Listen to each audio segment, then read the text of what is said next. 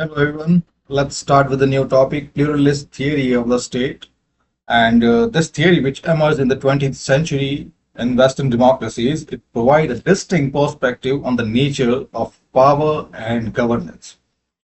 According to pluralism, the state is not any monolithic entity that is dominated by any single group or any elite group, not even the corporate interest, but rather the state, it accommodates diverse and multiple groups where all those groups compete for their own sphere of influence. And at the core of this theory, it suggests that power is decentralized and distributed across diverse groups. और जितने भी groups हैं, all of them they strive for their own interests to extend their own influence. And यहाँ पे the state it act as a mediator to accommodate all those demands, to provide a compromising ground between different interests, and the state try to balance those competing interests to maintain social stability and political order. Fair, by focusing on the role of interest group, public opinion, and democratic processes, this particular theory it provides an understanding, provide a framework to understand how decisions are made in diverse, multi-ethnic, and democratic society. फिर इस chapter में we are going to look at the core principle, then the key proponents, and we are also going to look at what are the strengths and weaknesses of this theory. So let's begin. So before starting with the introduction, let's have a literal meaning of what this theory means. आप सब लोगों को पता है कि what plural is. Plural जो हिंदी में बहुवचन होता है, यहाँ पे हम we are talking about multiple entities, the existence of multiple entities. Multiple entities यहाँ पे multiple actors भी हो सकते हैं, multiple interests भी हो सकते हैं, multiple groups भी हो सकते हैं, multiple demands भी हो सकती है. और यहाँ पे इस particular theory में we are going to look at how the state accommodate all those multiple demands, all those multiple actors, interests, groups, and their demands. So this theory emerged in the 20th century Western democracies and provided a counterpoint to both Marxist and elitist perspective. फिर एक बार Marxist देख लेते हैं. So Marxist theory of state, it said that state जो है, it acts as an instrument of the dominant class, of the rich class, of the corporate class. Marxist perspective के according, जो state है, it try to preserve the status quo, the existing social hierarchy, जिसमें already जो dominant classes हैं, जो rich classes हैं, जो corporate हैं, they are wielding power. फिर elitist perspective जो है, it toes a similar line, but यहाँ पे there is no dichotomy between the socialism or capitalism. Elitist perspective के according, जो state है, it serves the interest of the rich classes, the elite classes. So दोनों के अंदर ही ये Marxist और एलिटिस्ट पर्सपेक्टिव दोनों ये कह रहे हैं कि स्टेट जो है it is the instrument under the hands of either dominant और द एलीट क्लासेस. और उसका काउंटर पॉइंट दिया गया इस प्लूरलिस्ट थियरी में, जिसने कहा कि the state is not controlled by any such entity. The state जो है it's reign are in hands of multiple hands. बहुत सारे लोग जो हैं, बहुत सारी डिमांड्स हैं, बहुत सारे इंटरेस्ट जो है, उन सब वो सब एक साथ compete कर रहे हैं. And the state is there to accommodate all those demands, or state is there to act as a referee to find a middle ground. Then again, while Marxism emphasized class domination and elite theory highlight concentration of power in the hands of a few elites, pluralism say the power is not concentrated in the hands of a few person, or power is not in the hands of any particular dominant class, but power is scattered, distributed, decentralized in multiple things. And the state here is the arena, is the playground where all those competing demands, all those negotiations, all different interests, they find their resolution. और वो resolution किसी भी तरीके से हो सकता है, साथ बैठ के हो सकता है, डिबेट से हो सकता है, निगोशिएशन से हो सकता है, finding the middle ground, compromise से हो सकता है. And if things get heated up, then by conflict resolution, a middle ground can be found. Or state जो है, it is, it has a diverse and dynamic role. Sometimes it acts as an arena, sometimes it is a negotiator, sometimes it is a common facilitator. Then, at the core of this theory, pluralism reflects that the civil society is vital, and the democratic participation is vital in shaping public policy. Where the pluralism, it emphasizes, it consider people or different group as the fuel, the guide, the hand that moves things. In other words, pluralism के according it is the people, और people में सब आ गए, people में जो diverse demands हैं, conflicting demands है, डिफरेंट प्रेशर ग्रुप्स है, सब के सब आ गए। वो जो है, they drive the machinery of everything, they drive the world, they move the world, they are the liver.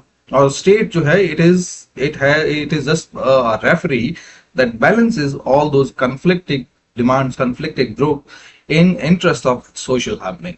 तो इसमें स्टेट का भी रोल है, it has to maintain social economic stability and political order। ठीक है, वो उसका है ना, वो एक it's like it's occupational portfolio, a job portfolio। but other than that, state का इन लोगों के internal influence means यहाँ पे जो, जैसे मैंने कहा है कि people are moving the world एक ब्रॉडर लेवल पे, जो सोसाइटी है, overall society, overall world economy, सब कुछ वो सब जो है, it is being moved by people. और स्टेट जो है, उसका काम, उसके जो ऑक्यूपेशनल जॉब पोर्टफोलियो है, वो तो उसको काम करना ही है। अदर देन दैट, स्टेट का मेजर रोल नहीं है। स्टेट में may influence some decisions. The state may act as a negotiator or facilitator. Other than that, the state does not command here. The state does not hold major stakes in influencing influencing how the world moves. Now, the core idea: first, the state is a contestable arena. So, pluralist theory sees the state not as a tool of any one group, not in a tool or instrument in the hands of any one group, but a flexible sphere where many actors compete and collaborate. So यहाँ पे दो चीजें. First, the state is the ground, is the arena, and second, many different interests, many different people or many different actors, they not only compete but they also collaborate. So it's like in a simple analogy, it's like a cafe कि जहाँ पे different लोग जो है, वो वहां पे आते हैं, अपनी बात करते हैं। यही सेम जो है, हम इसको दूसरे टर्म में कॉन्फ्रेंस हाउस भी कह सकते हैं, जहां पे डिफरेंट जितने भी इंटरेस्ट हैं, डिफरेंट एक्टर्स हैं, निगोशिएटर्स हैं, they sit together and they arrive at a conclusion. और वही जो कंटेस्टेबल अरीना है ना, वो स्टेट है। सो आप जिस भी एनालिसिस से देखना चाहें, if you see it as an arena और कंटेस्टेबल कॉन्फ्रेंस हाउस, वो सही रहेगा, या कैफे, जिस भी तरीके से देखना चाहें। बट थिंग इज कि यहाँ पे स्टेट का काम जो है, it is to accommodate those diverse demands and find a middle ground. फिर pluralism argues that power is shared among interest groups, caste alliances, religious communities, union, business lobbies, activities, and civil society. So यहाँ पे इतने सारे actors जो हैं, वो एक साथ compete कर रहे हैं। हर किसी को पावर के अंदर एक शेयर चाहिए, हर किसी को मेजर जो पॉलिसी डिसीजंस हैं उनको इन्फ्लुएंस करना है। So all of these groups, they are competing, और स्टेट जो है, it act as a negotiator. और डोमिनेशन की तो बात है ही नहीं, वो आप खुद समझ सकते हैं, because it is quite difficult if all those competing interest, they are looking for their own share of influence, और उसमें अगर state try to dominate, तो first जो state होगा वही change हो जाएगा। फिर उसके बाद जितने भी institutions हैं state के, legal institutions, elections, courts, media, all of them, they allow these groups to influence policy, because the state exists because of people do not exist because of state. So जितने भी interest हैं, जितने भी different groups हैं, ठीक है, जितने भी कॉन्फ्लिक्ट डिमांड्स हैं, सब के सब जो है अपना इन्फ्लुएंस चाहेंगे, और स्टेट जो है उसका काम यही है कि उनको उनके बीच में एक निगोशिएशन या फिर एक एक तरह से उनके बीच में एक डिबेट लेके आना है कि how can they arrive at a conclusion, a respectable conclusion, a compromising solution. फिर ये भी है कि अगर इतने सारे लोग एक साथ compete कर रहे हैं, so no single actor holds power permanently, और जो पावर शिफ्ट्स हैं या इन्फ्लुएंसेस हैं, they shift based on public support, leadership and political context. क्योंकि किसी पर्टिकुलर टाइम पे one major group may hold sway for a brief period, but ultimately लोग क्या चाहते हैं, ओवरऑल जनता क्या चाहती है, ओवरऑल पब्लिक ओपिनियन क्या है, पब्लिक प्रेशर क्या है, और व्हाट इज राइट, इन सब पे डिपेंड करता है। Now power as negotiation not monopoly, तो वो तो आप समझ गए हैं कि the state is a site an arena of ongoing compromise, an arena of negotiation. तो यहाँ पे जो पॉलिसी डिसीजंस हैं, they are result of bargaining, lobbying, democratic debate. यहाँ पे किसी एक क्लास के interest they are not taken in totality. Power is diffuse and temporary, power is decentralise, और जितने भी ग्रुप्स जो हैं वो अब किसी पर्टिकुलर टाइम पे दे विल compete, किसी पर्टिकुलर इंस्टेंस पे दे विल कोलैबोरेट, कभी अलायंसेस बनेंगे, कभी अलायंसेस डिसॉल्व होंगे, कभी इन्फ्लुएंस ज्यादा होगा, कभी कम होगा, और इस तरह से ये जो प्ले है ये चलता रहेगा। फिर again, all the institution, judiciary, media, opposition party, NGO, civil society, all play a crucial role in shaping the final outcomes. So the pluralist state, it is not neutral, but it is open and responsive. So यहाँ पे एक चीज है, if state is not neutral, then whose interests it is working for? तो यहाँ पे जो line है कि state is not, the plural state is not neutral, it does not mean that the state is working for someone, it means that state has its own priority. जो मैंने अभी आपको एक लेमन लैंग्वेज में कहा था कि स्टेट का भी एक जॉब पोर्टफोलियो है, जो उसकी जॉब पोर्टफोलियो कह सकते हैं, या जो उसकी जॉब प्रोफाइल है, जो उसकी वर्क प्रोफाइल है, और हम उसको लीगल लैंग्वेज में बोलते हैं constitution. So the state has some constitutional mandates, और वो उसको फुलफिल करने जरूरी। सो यहाँ पे डिमांड्स तो कैसे भी हो सकती है। ऐसे में जैसे कोई रिलीजियस ग्रुप है, वो कहते हैं, जो हिंदू ग्रुप्स हैं वो कहते हैं कि मुस्लिम्स को बिल्कुल भी अधिकार नहीं मिलने चाहिए, बट वो जो ग्रुप, वो जो डिमांड है, however powerful it is, that is against the constitutionalism, और स्टेट यहाँ पे it cannot act as a neutral entity here, neutral referee here. State अपने हाथ खड़े नहीं कर सकते कि नहीं, okay I am a pluralist state, यहाँ पे हिंदूज जो चाहते हैं वो उनके हिसाब से कर सकते हैं, because this is not my arena, I can only provide a platform for negotiation. That's not how it works. State के पास भी कुछ mandates हैं. The state has to stop the violence. State has to declare all those demands unconstitutional that do not meet the constitutional criteria, those demands that do not stand up to the constitutional scrutiny. But then, if the demands are genuine, if the demands are constitutional, and the grievances are real, then the state is open and responsive to diverse demand. Because even the constitution is not any static thing that should be followed in letter only. The constitution hai, it should be followed in letter and spirit. Letter and spirit means some things are dynamic, means time के साथ change होती रहती है. So ऐसे में the state, it has to toe the similar line. It has to act in that agile manner. वक्त के साथ बहुत सारी चीजें बदलती है, वक्त के साथ हालात और मांग भी बदलती है, और उनके हिसाब से the state need to be responsive. Now the key features of pluralist state. So first, state consider interest group as the pillars of democratic politics. So this theory sees that different interest groups, जितने भी हमने देखे हैं, and you can think about all, you can think about around 20, 50, 30 groups like trade union, business associations, caste group, farmers unions, students, NGOs, religious bodies, और different even जो business associations हैं उनमें small small businesses, large businesses, जो digital e commerce businesses हैं वो, और जो physical business जो रिटेल बिजनेसेस हैं वो, उनके बीच में। सो इस तरह से जो इंटरेस्ट ग्रुप्स हैं वो आप कोई लिस्ट नहीं ला सकते कि इतने ही होने चाहिए या इतने ही होंगे। हर एक डिमांड पे, हर एक न्यू इंस्टेंस पे, हर एक न्यू इवेंट पे जो कॉन्फ्लिक्टिंग डिमांड्स जो है, अपोजिंग डिमांड्स हैं, इवन अकोमोडेटिंग डिमांड्स हैं, कोलिशंस हैं, अलायंसेस हैं, ये सब बनते रहते हैं। And all of them they try to influence the state. और ये जितने भी ग्रुप्स हैं दे फॉर्म द सोसाइटी। यहाँ पे एग्जांपल है कि इन 2021 फार्मर्स प्रोटेस्ट, सो यूनियन लाइक ये BKU, it forced the government to repeal farm laws.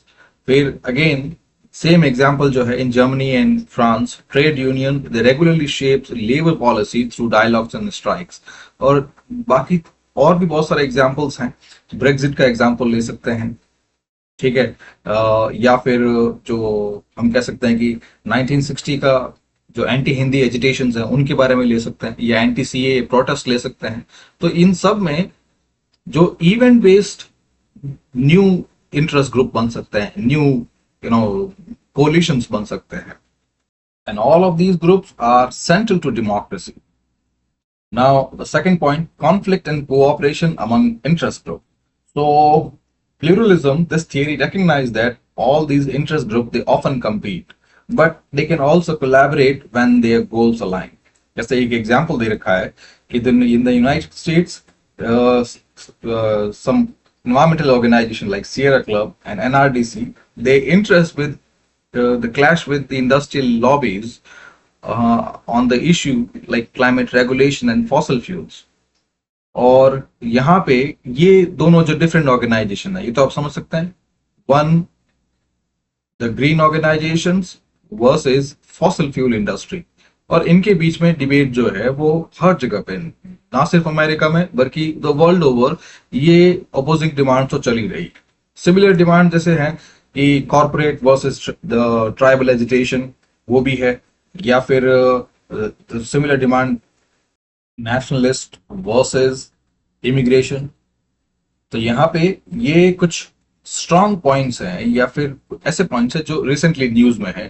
तो यहाँ पे ये जो डिफरेंट ग्रुप्स हैं उनके बीच में जो इश्यू है वो कितना भी हाइटन या कितना भी अग्रीव्ड हो, still they compete via lobbying, litigation, public campaign and negotiation with lawmakers. जैसे ये सिमिलर एग्जांपल है, ये Sierra Club and then the American Petroleum Institute, इनके बीच में जो इंडस्ट्रियल लॉबिंग चल रही थी, उस लॉबिंग की वजह से the inflation reduction act it was passage in the United state senate. फिर यही है कि pluralism it sees that coalitions, alliances can also form. तो जैसे ब्राजील के अंदर Amazonian indigenous groups they form coalition with climate conscious corporation and international NGO to demand legal protection for native territories. तो यहाँ पे आप देख सकते हैं कि कैसे एक अनएक्सपेक्टेड अलायंस जो है, जो जिसके बारे में मैंने यहाँ पे कहा था कि जब हम इंटरेस्ट ग्रुप की बात करते हैं तो हमारे दिमाग में कोई एक सेट पैरामीटर नहीं है कि, या एक कोई लिस्ट नहीं है कि इतने ही इंटरेस्ट ग्रुप हो सकते हैं। मल्टीपल इंटरेस्ट ग्रुप हो सकते हैं, इवेंट बेस्ड इंटरेस्ट ग्रुप हो सकते हैं, और कैसे हैं वो डिपेंड करता है इवेंट। तो यहाँ पे ये से एक ये है कि जो इंडिजिनस ट्राइबल ग्रुप्स जो हैं ब्राजील के, they collaborated with international NGO to seek legal protection for their territories. और सिमिलर यहाँ पे ये है कि जो एक ग्रीन एनजीओ है इस फॉसिल फ्यूल इंडस्ट्री के अगेंस्ट, जो उनके बीच में जो फ्रिक्शन चल रहा था, उस फ्रिक्शन के चलते भी they lobbied, they litigated, they negotiated and they arrive at the passage of this particular act. So यहाँ पे pluralism it recognize two things. First, different interests compete and collaborate, and second thing, जो competition हो या collaboration हो, दोनों के दोनों they should happen on the democratic line. ये that's the gist. Then this pluralist theory it also sees that the collective organization, they hold more power than individual citizens, because collective organization या group organization, they amplify individual voices, and they allow these individuals or these demands to gain visibility. ये तो आप समझ सकते हैं कि individual अगर कोई चीज डिमांड कर रहा है, इवन ऑन न्यूज चैनल या फिर पार्लियामेंट्री हाउस के बीच में, लेजिस्लेटर हाउस के बीच में, तो वो उतना मैटर नहीं करता जितना एक कलेक्टिव ऑर्गेनाइजेशन, एक ग्रुप डिमांड करता है. सो यहाँ पे एक अच्छा पॉइंट है ये. एंड इसके साथ में एक और चीज भी है कि डेमोक्रेसी है, it provide space to put forward your demands or put forward your demands and grievances. और democracies के अंदर demands and grievances both can be shared. So यहीं से तो ग्रुप बनते हैं. तो यहाँ पे जो pluralist theory है, it talks about these three things. First, the groups hold more power than individual voices. Then the individual grievances or individual demands, they can amplify when those are shared with multiple people. And then democracy, it provides space for all those individual demands to turn into shared or group demands, and those demands and grievances, they can be amplified at a particular platform. तो ये कुछ examples हैं, like LGBTQ network, climate justice movement like Friday for Future, या the demand for indigenous organization at the UN bodies. All of these, they are example of the group voices. Now the second, the state as a neutral referee. State act as a mediator, not a master. So the pluralist theory, it sees that the state is a neutral platform, not as a tool or instrument in the hands of any class or any elite group. And by referee, pluralism believes that the state accommodate different demands by regulating competition, managing conflict, and providing space for negotiation. So all, in short, यहाँ पे pluralist theory ये कहती है कि the state does not exist for any single body. State is there for everyone. जितनी भी demands है सबके लिए, and state facilitate such ongoing negotiation between all those different groups. फिर the institutional neutrality and rule of law. So when the state, it act as a true referee, its institutions, core institutions, जितने भी pillars हैं, bureaucracy, judiciary, all of them, they must be impartial, robust and autonomous. So ये institution like judiciary, election commission, legislature, media, regulatory bodies, constitutional framework, all these institutions, they work together to prevent arbitrary rule or enable fair resolution of conflicts. In other words, the state is a referee. The state is a neutral platform. वैसे इससे थोड़ी देर पहले मैंने कहा था कि state is not totally neutral, और वो यहाँ पे जो न्यूट्रलिटी है वो इसको लेकर है कि first, the state is neutral because it does not align with any such demand. फिर the state has a core framework to work upon. State is also limited and bound by the rule of law, the constitutional framework, और उसके according work करना है. So the neutrality here, it means that the state has to provide fair playing ground for all the competing demands. जैसे example दे रखा है, the disputes of caste-based reservation in higher education, they were resolved by Supreme Court review and parliamentary negotiation. So यहाँ पे state ये नहीं है कि किसी upper caste की side लेकर, है ना, either quash the caste-based reservation या फिर dispel the protest through military means. So यहाँ पे state ने it use its institution, supreme judiciary और the forum for negotiation parliament, दोनों को use करके it try to arrive at a conclusion, try to arrive at a negotiation without resorting to coercion, without resorting to any military means. Then the state does not use force or dominance to make its way. The state does not govern through military means only. but it uses deliberation and consensus building. ये कहना है pluralist state का. I do not mean कि state ऐसा ही है.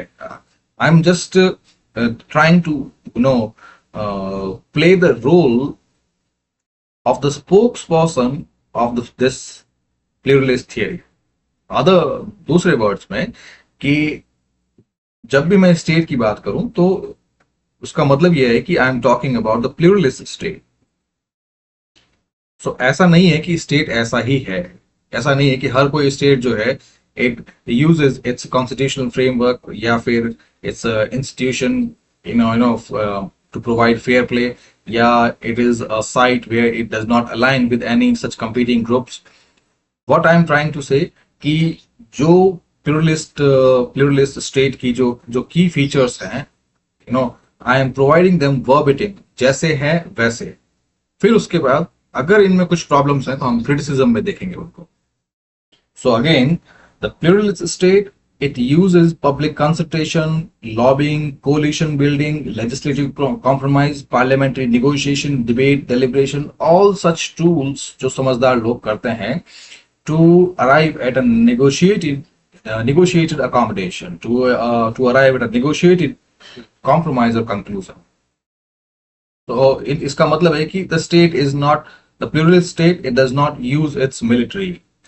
फिर example दे रखा है जैसे पार्टिसिपेटरी बजटिंग का in Porto Alegre, Barcelona, Toronto, इन सब सिटीज के अंदर the local community they decide how municipal budget should be allocated. So ये एक एग्जाम्पल है पार्टिसिपेटरी बजटिंग, जिसमें लोग जो हैं वो स्टेट चला रहे हैं. फिर अगेन ये थीम बार बार आ रही है कि द प्लूरलिस्ट स्टेट, यहाँ पे power is always contested and rotating, कि पावर किसी एक के हाथ में नहीं है, power is competed and it keeps rotating in various hands, in various influences. और यहाँ पे the role of state is to create fair rules, enforce constitutional limits and maintain balance amongst diverse actors. So जो एक neutral referee का, जो neutral negotiator, mediator का role होता है, it is played by the state. फिर जैसे the United states के अंदर the political power shifts between Democrats and Republican, labour and business, federal and state level. और यहाँ पे जो स्टेट के जितने भी इंस्टीट्यूशंस हैं, they provide that fair playing ground so that power can easily rotate between all those groups whoever hold for the influence और much sway. फिर समरी देखते हैं इसमें. The pluralist theory sees state as a neutral mediator, not as an instrument in the hands of any particular class. Then state seeks balance between competing group demands through its impartial institutions like court, parliament, and commissions. Then the decision making, it happens through democratic means like dialogue, lobbying, public pressure, and legal redress, not through military or police means. Then it's hard institutions like judiciary, media, bureaucracy, they also ensure that no actor can dominate them permanently. Fair, next, democratic access and political openness. Here, pluralist theory, it sees that democracy is an ongoing engagement. Democracy is not any ritual कि हर 5 साल में vote करना है. Democracy means कि सारे के सारे people जो हैं, they are participating in the political process in one way or another. So यहाँ पे pluralist theory, it talks about that participation which is ongoing, which is dynamic and which is eternal. जहाँ पे लोग जो हैं participate through petitions, protest, RT application, court cases, जितने भी avenues हैं, all possible democratic avenues, they are used by people to participate in the governance process. कि जो हर कोई आदमी जो है प्रोटेस्ट में नहीं आ सकता, तो they can use the digital avenues. जैसे एग्जांपल दे रखा है कि in the UK the Extinction Rebellion, it use non violent protest to push climate into the national agenda.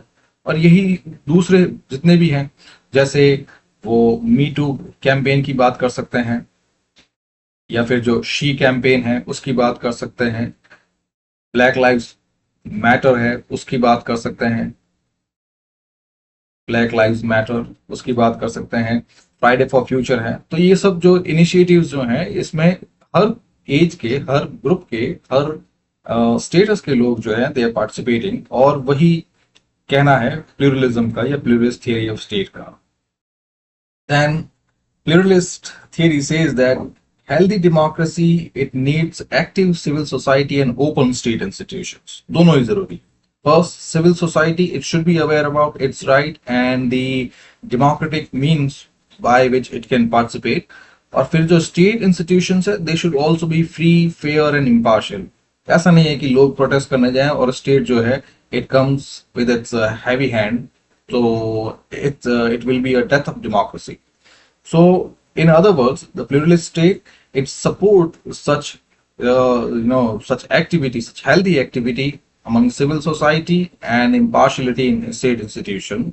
So, जैसे example दे रखा है in South Korea, a candlelight protest it led to the impeachment of President Park. फिर pluralism emphasized the power of organized group, जो अभी आपको दिखाई कि the group या collective strength जो है it leads to amplification of individual voices या individual demands and grievances. क्योंकि एक आदमी की जो voice है it might not be heard, but if those same demands and grievances are shared across a certain people, shared across people, और वो लोग जो अगर participate करें with democratic means, if they protest, if they amplify their voice, तो उनकी आवाज जो है वो सुनी जाएगी, they will have more bargaining power. फिर जैसे in the US civil right movements like NAACP, Black Lives Matter, they pushed for systemic changes, especially in favor of African American. So यहाँ पे यही जो चीज है इंडिया में दलित को लेकर भी है, या माइनॉरिटीज को लेकर है, मुस्लिम्स को लेकर है, वीमेन को लेकर है, एलजीबीटी को लेकर है। तो यहाँ पे जितने भी मार्जिनलाइज कम्युनिटीज जो होती है वो अपनी वॉइस को ऊपर ले जाने के लिए या बार्गेनिंग पावर के लिए वो अपनी ग्रुप स्ट्रेंथ बढ़ा सकती है। Let's have a look at what pluralist theory says about the role of institution, the status of different institution of state. So, pluralist theory says that the state is not any centralized or singular power block, but it is a web of multiple semi-autonomous institutions such as the legislature, judiciary, executive, local government, regulatory bodies, and different independent quasi-judicial commissions. So, all in all, यहाँ पे institutional plurality it means that different institutions exist and power is shared among all of them. So यहाँ पे ये जितने भी arenas हैं, जितने भी प्लेटफॉर्म है, जितने भी इंस्टीट्यूशंस हैं, all of them they are platforms जहां पे डिफरेंट इंटरेस्ट ग्रुप या civil society they can influence public decisions. वो देखते कैसे, जो मैं ये कह रहा हूं कि जितने भी प्लेटफॉर्म्स हैं ये सारे के सारे ये एक तो इंडिपेंडेंट है, सेमी ऑटोनोमस है, मतलब उनको डेमोक्रेटिक फ्रेमवर्क में काम करना है, कॉन्स्टिट्यूशनल फ्रेमवर्क में काम करना है, बट अपने डोमेन में ये लोग जो है ये इंडिपेंडेंट है। और जितने भी ग्रुप्स हैं वो इनमें से किसी भी ग्रुप के जरिए अपनी वॉइस आगे तक ले जा सकते हैं और दे कैन इन्फ्लुएंस पब्लिक डिसीजंस। जैसे एक ग्रुप जो है एनजीटी, नेशनल ग्रीन ट्राइब्यूनल, और आपने जो यूपीएससी के स्टूडेंट्स हैं उन्होंने बहुत बार देखा होगा कि National Green Tribunal it provide legal relief to aggrieves of pollution और पोल्यूशन रिलेटेड एक्टिविटीज। और ये बहुत बार हुआ है कि बहुत सारे environmental activist they reach National Green Tribunal, और National Green Tribunal via its binding verdict it influences the major decisions in the favor of aggrieved person. तो ऐसा बहुत बार हुआ है। ये सेम चीज जो है यहाँ पे दूसरी रेगुलेटरी बॉडी या दूसरे इंस्टीट्यूशंस में भी हो सकता है। So that's what the plurality of institution that is talked about pluralist theory. फिर ये वाला जो पॉइंट है it talks about the tactical agility, that tactical flexibility of different interest group. तो यहाँ पे pluralism says that the interest groups they are not passive, they are the strategic actors. Means if their demands are not heard, if their protest, their democratic activities, they have failed to influence the decisions, then they can adapt their strategy, they can change their method. और यहीं पे यही multi channel approach जो है, it provides a dynamic view of democratic engagement.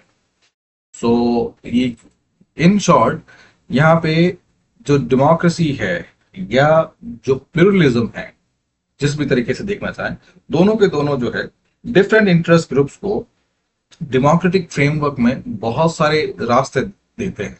कोई एक ही रास्ता नहीं है कि they have to sit in for for to in order for the demands to be heard, या फिर they have to sign these petitions, या फिर सिग्नेचर कैंपेन करना है या कैंडल लाइट करना है. उनके पास बहुत सारे रास्ते हैं, किन कोई एक रास्ता जो है, अब इफ कैंडल लाइट मार्च जो है इसकी वजह से अगर उनकी आवाज नहीं सुनी गई, then they can resolve to petitions. वो भी नहीं है तो they can resolve to hunger strike and sit ins, या फिर they can use different other platform, they can involve international community, they can speak at the United Nations. So ये सब जितने भी चैनल्स हैं, ये provide strength to the idea of pluralism. Then pluralism, it strengthens democracy by distributing power, by decentralizing power across institutions, and that makes it harder for any one actor to dominate the system. और ये होता ही है, जो principle of checks and balance जो है हम देखते हैं, it is a check against authoritarianism, कि किसी पावर किसी एक इंस्टीट्यूशन में, एक एक्टर में या एक पर्सन में, इनके हाथ में ही कंसंट्रेट ना हो जाए. Power should be decentralise, power should be distributed. So उसी की वजह से जो डेमोक्रेसी है या फिर जो कलेक्टिव स्ट्रेंथ है, निगोशिएशन है, या जो बार्गेनिंग पावर है, वो मेंटेन रहेगी. तो जैसे एग्जांपल में कि साउथ अफ्रीका में द चैप्टर 9 इंस्टीट्यूशंस जैसे पब्लिक प्रोटेक्टर और human right commission, they empower citizens to challenge power abuse outside of parliament. तो यहाँ पे आप देख सकते हैं कि कैसे इन इंस्टीट्यूशन के पास, ह्यूमन राइट कमीशन के पास इतनी पावर है that it can empower citizens to seek redressal. Same जो चेक्स एंड बैलेंस है वो इंडियन कॉन्स्टिट्यूशन में भी है. जितने भी ये जो पिलर्स है गवर्नमेंट के, executive, judiciary, legislature, first power जो है it has been distributed horizontally between these three institutions. Then there are three levels: union level, state level and local government. इनमें भी यही सिमिलर जो है मिरर इंस्टीट्यूशंस दे एग्जिस्ट, और इनके बीच में भी पावर डिस्ट्रीब्यूटेड है. अदर देन दैट इनके साथ भी मैनी इंस्टीट्यूशंस, जैसे जितने भी क्वासी जुडिशियल इंस्टीट्यूशंस हैं, क्वासी जुडिशियल कमीशंस हैं, उनमें उनको पावर दी गई है. एक एनजीटी का आपको बताया, उसमें ह्यूमन राइट कमीशंस हैं उनको. फिर जो इंटरनेशनल मीडिया है उसके पास भी पावर है. और बहुत बार आपने सुना है media act is the fifth pillar. फिर civil society is there. So ये इतने सारे कंपीटिंग एक्टर्स हैं. और specially when we talk about the institution, तो इंस्टीट्यूशंस में भी जो इनके अलावा कॉन्स्टिट्यूशनल अथॉरिटीज वो सब है, like NGT, human right commissions जो है, ये तो इनके बीच में power is equally shared. So ऐसे में no one institution can encroach upon the power of others. Now the summary. So pluralism sees the state as a network of different entities, different actors, different demands working together, and the institutional diversity where power is distributed across different channels, different platforms, different actors, it allows different groups to influence policy. Then strategic flexibility, it ensures continued participation, especially for marginalized voices. Strategic flexibility means कि वो different channels use कर सकते हैं. एक channel काम नहीं कर रहा है, दूसरा चैनल, एक रास्ता काम नहीं कर रहा है, दूसरा रास्ता. फिर इफ पावर इज डिस्ट्रीब्यूटेड और डिसेंट्रलाइज, इट प्रिवेंट्स अथॉरिटेरियनिज्म, क्योंकि पावर किसी एक हाथ में नहीं है. फिर real world examples from India, US, Brazil, Africa, you all of them, they show how pluralism works across global democracies. Now, let's have a look at how pluralism works in India. So, first India का जो democratic system है, जब से democracy India में लागू हुई है, our journey has been quite resilient. शुरू से ही हम लोग जो हैं, we we were alert, we were agile and adaptive. Different times different challenges but the Indian democracy, it stayed, it lived, and right now पूरे वर्ल्ड में the Indian democracy, it is known for its resilience, its framework that has existed this long. Where civil society organizations that influence policy across time. तो India के time में शुरू से ही, जब independence के पहले से ही, now there are various groups that competed for demand, or the various groups that try to amplify the voices of marginalized people. So जैसे यहाँ पे जो सर्वेंट्स ऑफ इंडियन सोसाइटी है, servants of India society founded by Gopal Krishna Gokhale, it was engaged in social reform and public advocacy.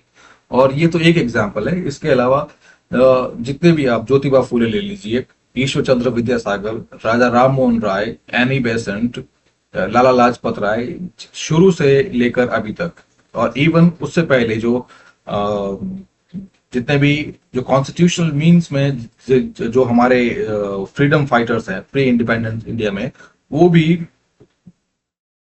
Try to lobby for Indian demands. जैसे फिरोज शाह मेहता की बात कर लेते हैं. एनीवे, ये हो गई प्री इंडिपेंडेंस की बात. आफ्टर इंडिपेंडेंस वेरियस ऑर्गेनाइजेशन, जैसे जो सेवा फाउंडेशन है, self employed women's association, that was found by Ella Bhatt in 1972. It lobbied for legal protection for informal sector workers. Where CPR, Center for Policy Research, and Ashoka Trust for Research in Ecology and Environment, ATRI, they have influenced debate on urban governance and biodiversity conservation.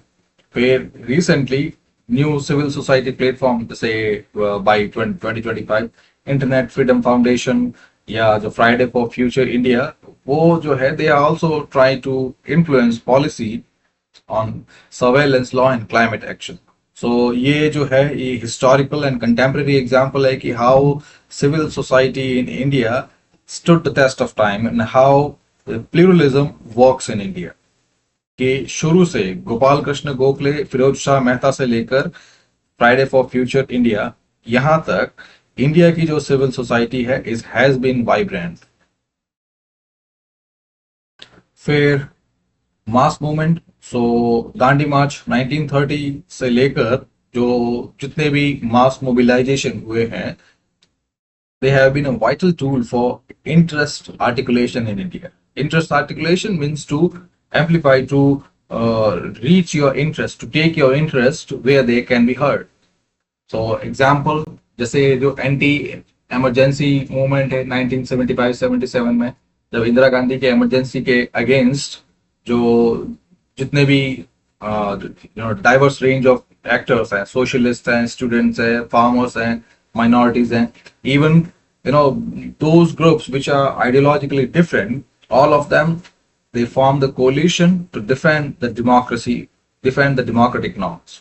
और ये भी एक अच्छा example है emergency वाला, क्योंकि एक independence के बाद यही एक ऐसा इंस्टेंस हुआ है जिसमें leader try to act as a dictator, और उसमें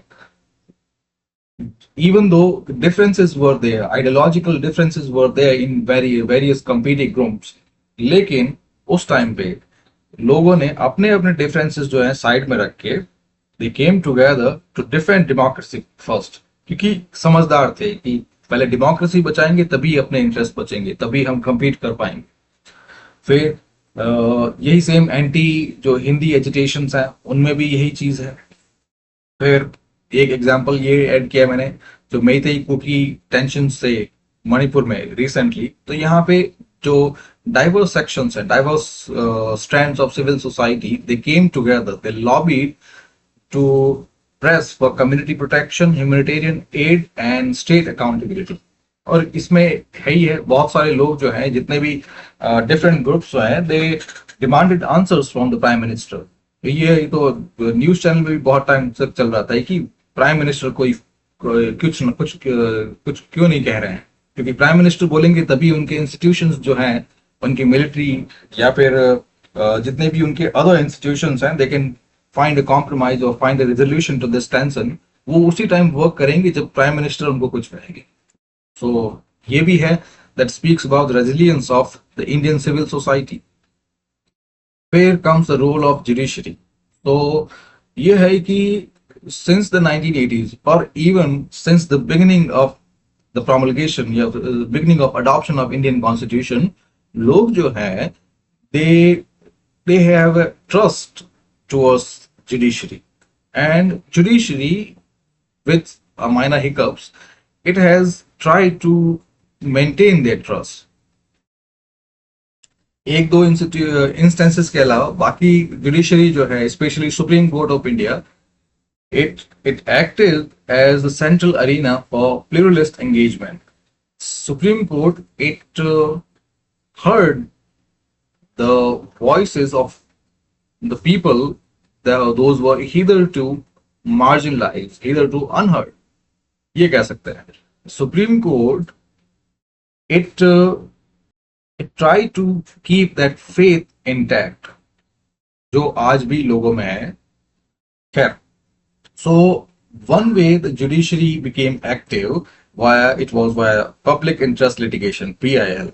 So PIL file करके हर कोई आदमी जो है, it can approach the Supreme Court to seek the resolution of its grievances.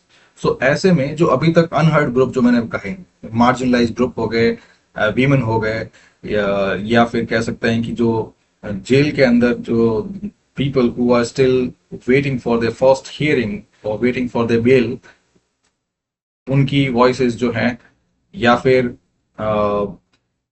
Fire cracker का इशू है ड्यूरिंग दिवाली, या फिर एक इंस्टेंस है जो कोविड-19 में जितने भी बच्चे ऑर्फन हो गए थे, उनका इशू है. तो सुप्रीम कोर्ट ने ये सब सुना है.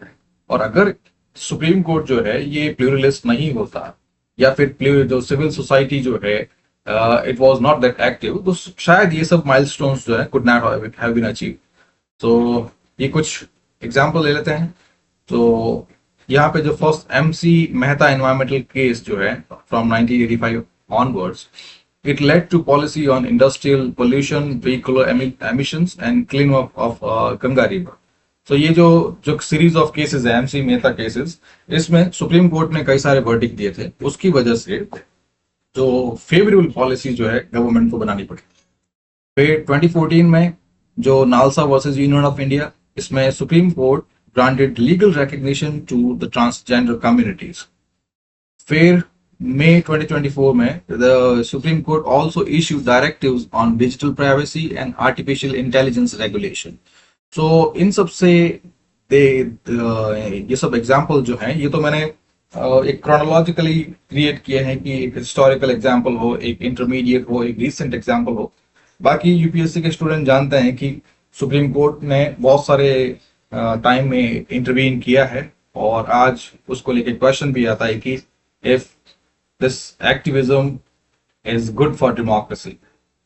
सो एनीवे, वो ये है कि यहाँ पे जो प्लूरलिस्ट थिंग है कि जो सिविल सोसाइटी है, according to pluralism, it has multiple channels to seek the resolution, to seek the compromise, to seek the solution. So उसमें सिविल सोसाइटी के पास कोई सा भी सोल्यूशन हो सकता है. अगर पार्लियामेंट नहीं बात सुन रही है तो civil society it can reach the judiciary, और जुडिशरी जो है it is bound by the constitutional framework. Parliament भी है, but judiciary has time and again it tried to keep that faith intact. Where pluralism, it also talks about the expression through media, through other advocacy network. So जैसे pre-independence time There were newspaper like Kresri, which was run by Bal Gangadhar Tilak, and Young India, run by Gandhi, and these were the vehicles for national and social mobilization. फिर emergency के time में भी underground and independent presses like Himmat and Mainstream they registered censorship, क्योंकि emergency में जितने भी digital या sorry जितने भी मीडिया प्लेटफॉर्म है, मीडिया चैनल्स है, ऑल वर सेंसर्ड. सो उसमें हिम्मत और Mainstreams were working there and provided quality news and voice the civil society concern towards largest society. फिर 2025 में digital platform Mojo Story, News Minute, Alt News, all of them they act as watchdog to provide space for Dalits, climate campaigns and gender rights advocacy. फिर various policy advocacy organization, PRS का सुना ही होगा आप लोगों ने, जो civil UPSC के students याद रखते हैं. पीआरएस की जो रिसर्च है, फिर विधि सेंटर जो है उसके भी इन सब के जो रिसर्च है, they provide fresh consultation, fresh input to the state about public opinion, और पब्लिक को they provide parliamentary briefing. Now criticisms of pluralism. First is inequality of resources. तो अभी तक जो हमने देखा, जो भी जितने भी बात की है, it is about how pluralist theory sees the state. It's not कि मैं state को कैसे देखता हूँ, और it's not how the state exists in reality. It was about how pluralist theory sees the foundation of state. तो पहली चीज तो ये आप याद रखें. नाउ अच्छी बातें सब हो गई. नाउ अब क्रिटिसिज्म देखते हैं कि प्लूरलिस्ट थियरी या जो प्लूरलिस्ट व्यू है स्टेट का, if that's really that euphoric जितना हमने देखा है. So first is about resources and access, कि जितने भी ग्रुप्स हैं, जितने भी डिमांड्स, डिफरेंट एक्टर्स हैं, they are not equal in the access में फाइनेंशियल रिसोर्सेज नहीं है, सोशल कैपिटल नहीं है, या ऑर्गेनाइजेशनल कैपेसिटी नहीं है. लाइक जैसे हम बात करें ट्राइबल ग्रुप की, तो ट्राइबल ग्रुप में आप लोगों ने सेंटिनलीज का नाम सुना होगा, नहीं सुना है? तो सेंटिनलीज जो हैं, they are one of the oldest, one of the most primitive tribal group, and they live in the Andaman and Nicobar island, specially Andaman island. अब अंडमान आइलैंड पे ये जो ग्रुप है, they have contact with the mainstream society बहुत time से, जब से state बना है. Even the British could not contact them, so British ने भी उनको टच नहीं किया. फिर देन जो इंडियन सोसाइटी, ये जो इंडिपेंडेंस के बाद जो इंडियन इंस्टीट्यूशंस जो हैं, उन्होंने भी कॉन्टेक्ट करने की कोशिश की, but their response was hostile. So उसके बाद से उनको टच नहीं करते, दे वर केप्ट आइसोलेटेड. अब जो स्टेट जो है, it maintains that distance, but अगर सेंटिनलीज के जो ग्रीवेंसेज हैं, वो नहीं पता स्टेट को क्या है, और उनके पास वो एक्सेस नहीं है, ना ही रिसोर्सेज है, ना ही एक्सेस है. आप उनके फोटोज वगैरह सर्च करेंगे या उनके बारे में सर्च करेंगे, तो आपको पता चलेगा कि वो अभी भी आज के 5000 साल पहले जो स्टोन एजेस में रह रहे हैं, अभी भी दे यूज बॉव एंड एरो, उस तरह का उनका लाइफस्टाइल है. सो ये एक एग्जाम्पल दिया, बहुत ही क्रूड एग्जाम्पल है, लेकिन ये एक ऐसा एग्जाम्पल है कि जिसमें मैं क्लियरली बता सकता हूं कि किस तरह से जो रिसोर्स एक्सेस पॉसिबल नहीं. फिर उसके बाद जो बेल वाला एग्जांपल दिया था कि बहुत सारे जो लोग जो हैं, जो अभी भी which are incarcerated in jail and still awaiting the first hearing even after 9-10 years, 9-10 साल हो गए, but still they are waiting for the first hearing. So ये जो इस इनकैर्सरेशन है, कि उनके पास न ही कोई फैमिली है, न ही उनके पास पैसा है, न ही वो कोई लॉयर, कोई एडवोकेट कर सकते हैं, न ही कोई लीगल असिस्टेंस है. सो ऐसे बहुत सारे ग्रुप्स हैं जिनके पास वो एक्सेस नहीं है. जो एक्सेस नहीं है, तो फिर वो पॉलिसी डिसीजन कैसे इन्फ्लुएंस करें। फिर यहाँ पे एक चीज और आती है, फिर द पावर ऑफ मनी। तो यानी जिनके पास एक्सेस है और जिनके पास पैसा है, like big corporation and elite think tank, they enjoy this privilege access to decision making. कि जो मार्जिनलाइज वॉइसेस हैं उनके पास वो चीजें नहीं है जो इनके पास है। They have the loudest voices. और जो स्टेट जो है it's sometime listen to the loudest one, and जो मार्जिनलाइज वॉइसेस हैं जिनके पास एक्सेस नहीं है, they often struggle to be heard. ये फर्स्ट क्रिटिसिज्म है। फिर power elite and structural domination. So यहाँ पे जो स्कॉलर है सी राइट मिल्स, और जो किताब the power elite, it argues that power is often concentrated in a small circle of economic, military and political elites. So again, elitist perspective है और elite control again है। तो अगर elite control वाली बात होती है, जो Marxist criticism है कि the state is an instrument in the hands of dominant classes, वो भी रियल है। तो ये दोनों ही criticism होते हैं कि even if कि जो state जो है कि it tries to hear various views, इस स्टेट जो है it tries to listen to all those voices, सबकी बातें सुनता है, सबको नेगोशिएट के लिए टेबल पे बैठा रखा है कि यस आप सबके जो डिफरेंट वॉइसेस हैं, है ना, जस्ट थ्रो देम अप। फिर उनकी बात सुनने के बाद भी जो अल्टीमेट डिसीजंस जो हैं they are made behind the close doors. यानी एक स्मॉल ग्रुप जो है, स्मॉल एलीट जो है, it takes all the decisions. So ऐसे में अगर लोगों को बुला के when you urge them to share their grievances, तो उनके ग्रीवेंसेस सुनने के बाद भी जो अल्टीमेट डिसीजन दूसरों के हाथ में है। तो यानी the public participation it is nothing but a show, a ritual show. फिर third criticism is about symbolism. So यहाँ पे सेम द रिचुअल थिंग कि गवर्नमेंट में consult diverse group, various think tanks, opposition को, डिफरेंट सिविल सोसाइटी ऑर्गेनाइजेशन को, but it does not incorporate their views. So this is a ritual participation, या फिर कह सकते हैं टोकन रिप्रेजेंटेशन, कि यहाँ पे लोगों को बुला के उनकी आवाज सुन रहे हैं, या फिर उनके लिए जेन्युइनली कुछ माइनर से tweaks, policy tweaks are provided. लेकिन अल्टीमेटली जो रियल डिसीजंस हैं they are taken by elites. जैसे एग्जांपल दे रखा है कि climate activist they may be invited to conferences, they may be invited to share their voices, to share their grievances, but ultimately the state favour the fossil fuel industry. और यही even यहाँ पे भी this favour,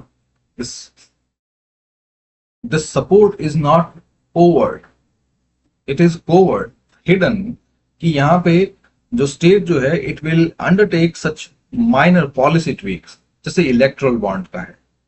तो erectile bond में government ने जो corruption वाला जो चीजें आ रही थी, जब people started demanding this transparency in electoral funding to political parties, यहाँ पे गवर्नमेंट ने क्या इलेक्ट्रल बॉन्ड लाए, यानी अब अनोनिमस डोनेशंस हो सकते हैं, anonymous donation to political parties वो हो सकते हैं, लेकिन जो आम जनता है उनको तो नहीं बताने कि कौन डोनेट कर रहा है, बट जुडिशरी देख सकते हैं। सो यहाँ पे if this token representation, this non-genuine accommodation और डिमांड्स, दिस रिचुअलाइज्ड पर पब्लिक पार्टिसिपेशन, या फिर एलीट कंट्रोल, अगर ये सारी चीजें हैं तो फिर जुडिशरी भी तो है ना, it will toe the line set by those dominant interest. फिर final criticism is about fragmentation of the public will. So when groups compete excessively among one another, that it leads to fragmentation of public will, and sometimes the a political party it genuinely employ the polarizing tactics, जिसमें जो different voices है, competing demands जो हैं, या फिर if they are people who have different ideologies. So ऐसे में government जो है वो ब्रिटिश की तरह डिवाइड एंड रूल पॉलिसी की दोनों के बीच में एक दरार क्रिएट करती है, और उन दरार से जो ग्रुप सॉलिडारिटी है ये दो चीजों में टूट जाती है। तो ऐसे में कि जो ग्रुप्स जो है दे पुल इन डिफरेंट डायरेक्शन, और फिर ऐसे में कोहेरेंट लॉन्ग टर्म पॉलिसी गोल या लॉन्ग टर्म प्रोटेस्ट ये नहीं होता। सो सो गवर्नमेंट भी क्या करती है ऐसे में, इट रिजॉर्ट टू पॉपुलिज्म या short termism. Now scholarly reflections. First, Robert A Dahl. So he argued that democratic society में power is widely dispersed among competing interest group. कुछ hands में elites के hand में concentrate नहीं है, but it is dispersed among various groups. And in his landmark work, Who Governs Democracy and Power in an American City, he analyzed that the decision making in New Haven, it is an outcome of negotiation among multiple actors. Where second scholar David B. Truman.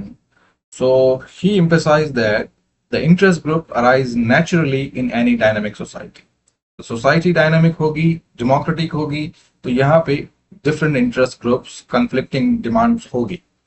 And in his work, The Government Process, he argued that political stability is achieved when the state act as a referee.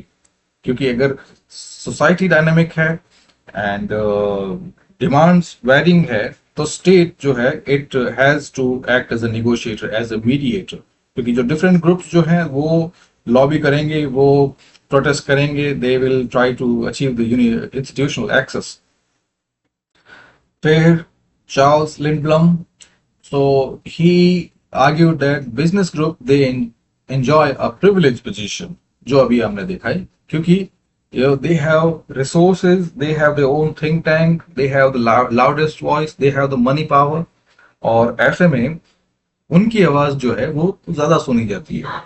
तो यहाँ पे work in politics and market, he coined the term bounded pluralism to describe कि all interests are not equally represented. तो वो ये है कि structural inequalities are there. So state भली कितना ही शरीफ क्यों ना हो, however genuine the state is, on however strict the constitutional framework is, but the state cannot ignore the structural inequalities. और ये तो समझ सकते हैं कि जैसे दो लोग हैं और एक के पास माइक है, दूसरे के पास नहीं है। सो माइक जिसके पास है, he is a privileged person क्योंकि he can afford a mic, और जिनके पास नहीं है तो उनकी आवाज उतने लाउड तरीके से नहीं पहुंचेगी जितनी माइक वाले की पहुंचेगी। सो ये स्ट्रक्चरल इनइक्वालिटीज हैं, and they still shape outcomes in capitalist democracies. And the last scholar Harold Laski, so he was a classical pluralist who challenged the idea of state sovereignty as a supreme, that he believed that state is just one among many associations in society. So yes, it is another way of looking at state.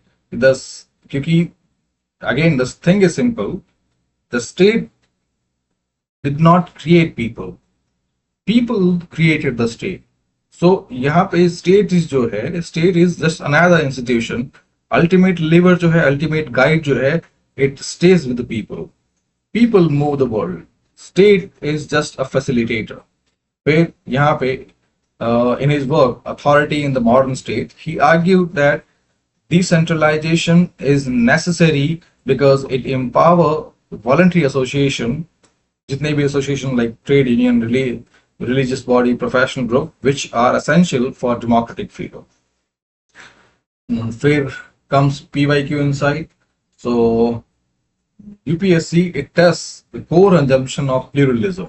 जैसे एक question है कि examine the assumption of pluralist model of power, where UPSC also asks contrasting comparative questions between pluralism and elitist theory, where UPSC also asks about Robert Dahl's empirical contribution, where again this Marxist criticism ये तो छूटेगा ही नहीं, क्योंकि अगर इसकी बात कर रहे हैं तो एलिटिस्ट और मार्क्सिस्ट दोनों होंगे. सो यहाँ पे the students are asked to examine the Marxist critique of liberal pluralist theory of state, where how the interest group influence public policy. उसके भी questions हैं. How do pressure group influence the public and the policy making process? Where UPSC has also asked about the limit of pluralism in contemporary challenges like identity politics, globalization, economic inequality. Where then internal development, neo pluralism. So वैसे इसके questions अभी तक आए नहीं है, but recent trend जो है they are moving towards neo pluralism. Now conclusion. So pluralist theory, it provides an explanation of how state works in contemporary time, and it says that state is a neutral arena, a platform जहाँ पे different interest groups जो हैं they compete and influence policy. Where the pluralist theory, it talks about political diversity, decentralization, and institutional responsiveness in modern democracies. Where there are criticisms, various, especially from Marxist and elitist circles, who argue that pluralism, it overlooked the structural inequalities and the entrenched dominance of economic elites. Or in short, such structural inequalities, they cannot be ignored in any society. And finally, अगर आपको ये सब lectures helpful लगे हैं, then you can provide the voluntary contribution. This is my UPI. And उसके अलावा कोई question है, if something that I might have skipped, और कुछ चीजें जो है समझ में नहीं आई हो, you can drop the comment, and please excuse any major hiccups, any major ups and downs during the lecture.